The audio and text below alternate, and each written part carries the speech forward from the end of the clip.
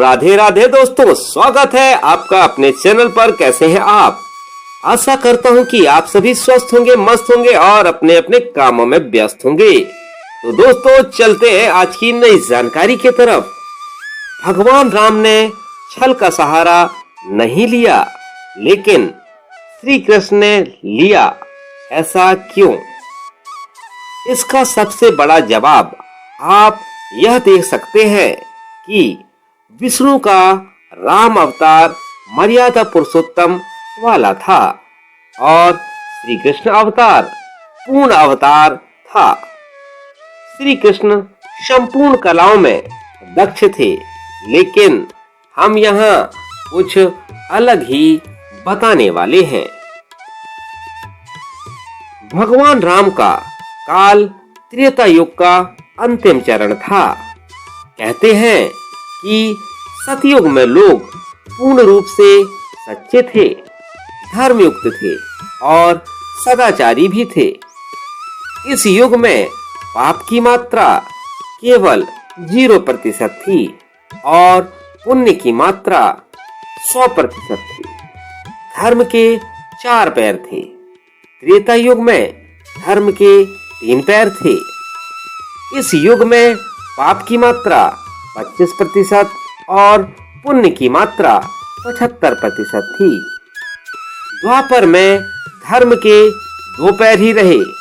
इस युग में पाप की मात्रा 50% और पुण्य की मात्रा 50% थी। कली काल में धर्म के पैरों का कोई नामो निशान नहीं था। इस युग में पाप की मात्रा 75% और पुण्य की मात्रा 25% ही रह गई थी। राम के काल में पापी लोग भी पुण्यात्मा थे। जैसे रावण को आप जानते हैं, पूरी रामायण में रावण सबसे बड़ा खलनायक था। रावण को पापी माना जाता था, लेकिन वह पुण्यात्मा था, शिव भक्त था। शिव भक्त ऐसा नहीं, बहुत बड़ा शिव भक्त था। उसने माता सीता का हरण तो जरूर किया था, लेकिन हरण करने के बाद भी माता सीता की इच्छा के बगैर उनसे विवाह नहीं किया और ना ही कोई जबरदस्ती की। रावण जैसे खलनायक के परिवार में भी विभीषण जैसे संत पैदा हुए थे। विभीषण पूरी तरह से राम भक्त थे। बाली एक दुष्ट वानर था, लेकिन उसमें भी धर्म की समझ थी। रावण महाज्ञानी था, यानी कि उसको महापंडित कहा जाता था। इसी प्रकार से बाली के पास भी धर्म की पूरी समझ थी। बाली की पत्नी तारा और पुत्र अंगद ने धर्म का साथ कभी नहीं छोड़ा। अंगद और तारा ने धर्म के साथ हमेशा दिया। मतलब यह कि उस युग में 75% लोग धर्म का ज्ञान रखते थे।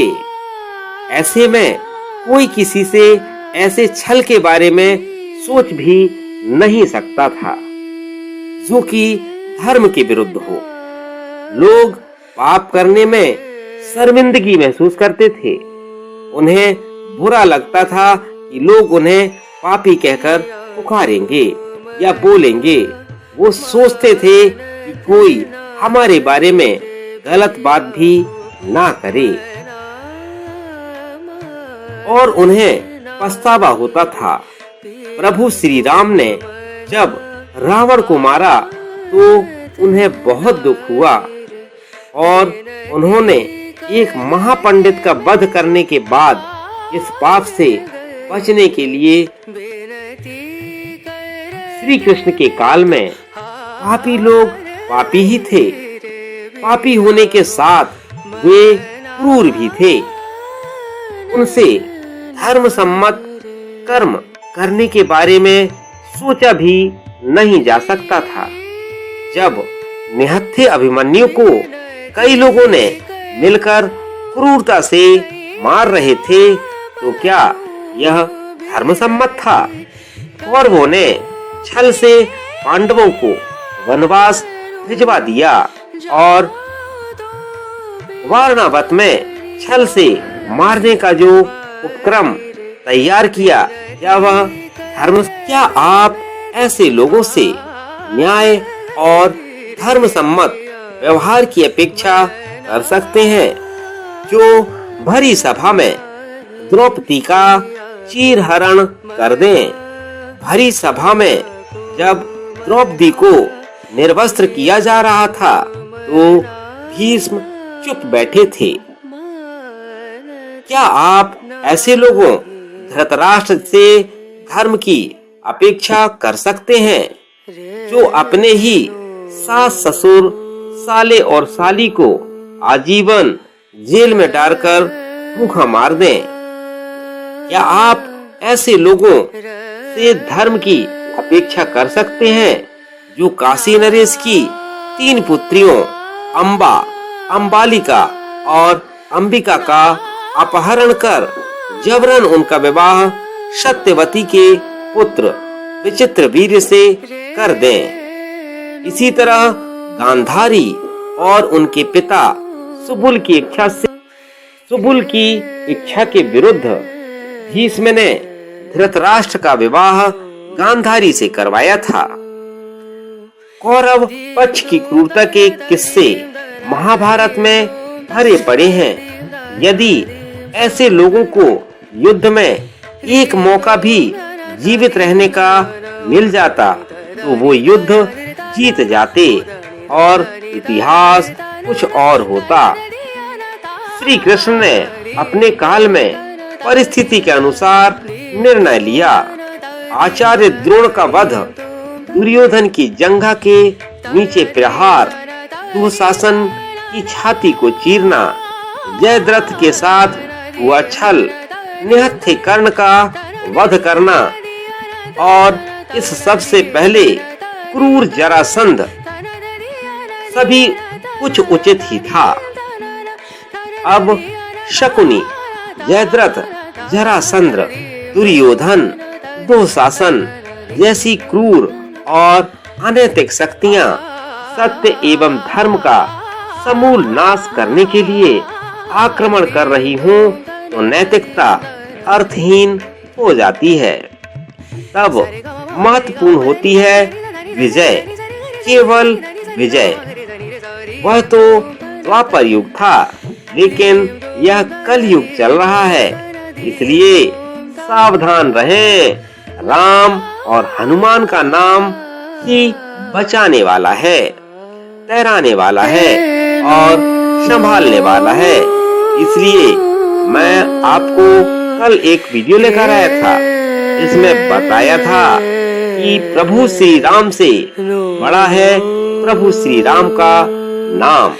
राम नाम जपते रहिए, अपना समय व्यतीत करते रहिए, अपने काम में लगे रहिए। दोस्तों, कैसी लगी आपको ये जानकारी? आशा करता हूँ कि आपको जानकारी पसंद आई होगी। यदि जानकारी पसंद आई हो, कमेंट सेक्शन पर कमेंट करके जरूर बताइएगा। और हाँ दोस्तों, लाइक जरूर बनता है, लाइक जरूर करिए। आपका एक लाइक हमारे मनोबल को बहुत ऊपर ले जाता है।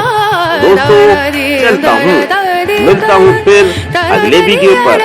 तब तक बने रहिएगा आप लोग चैनल पर। दोस्तों, चलता हूँ, तब तक सभी को राधे राधे, जय जय श्री राम। दोस्तों, मिलता हूँ अगले वीडियो पर। बाय बाय दोस्तों।